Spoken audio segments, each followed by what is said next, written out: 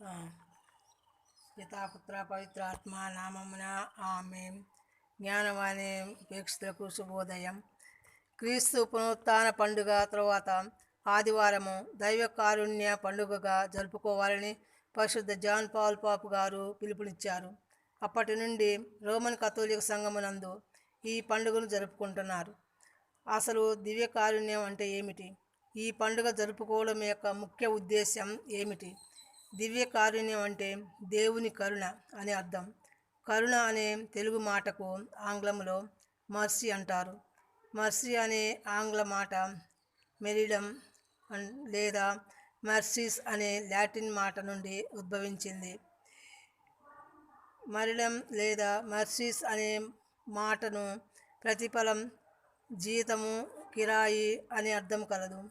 Bible పరిభాషలో ఈ మాటలు మర్సీ ప్రతిఫలము లేదా జీవితము లేదా కిరాయి చెల్లించబడినది అని అర్థము.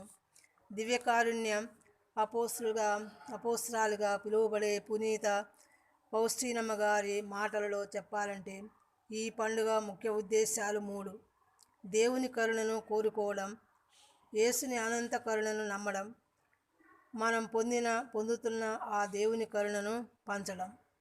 ఈ పండుగ సందర్భంలో మనం ఈనాడు విన్న సువిశేషమును ధ్యానిద్దాం. దానికి ముందుగా చూసినా కానీ చూడనట్లు నటించి వారి చుట్టుపక్కల నుండి తప్పించుకొనడానికి ప్రయత్నిస్తాం. కొద్దిగా ధైర్యవంతులైతే తప్పు చేయని వాడిని నాకెందుకు భయం అని చూచి చూడనట్లుగా వెళతాం. ఇంకా అతను, ఆమె కానీ మనతో మాట్లాడాలని ప్రయత్నిస్తే జరిగింది, చేసింది, చెప్పింది చాలు, ఇక వెళ్ళు అంటాం. ఇంకా మాట్లాడాలని ప్రయత్నిస్తే మోసగించిన, వంచన చేసిన అవమానము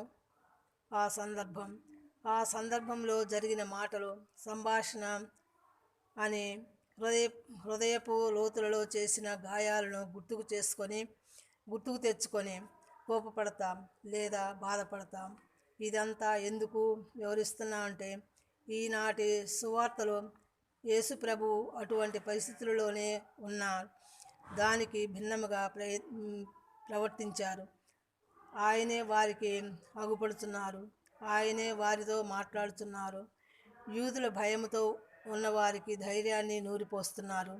ఏమి చేయాలో అని పాలుపోని స్థితిలో ఏమి చేయాలో, ఎలా చేయాలో చెప్పుతున్నారు. బాధను, భయమును పోగొడుతున్నారు.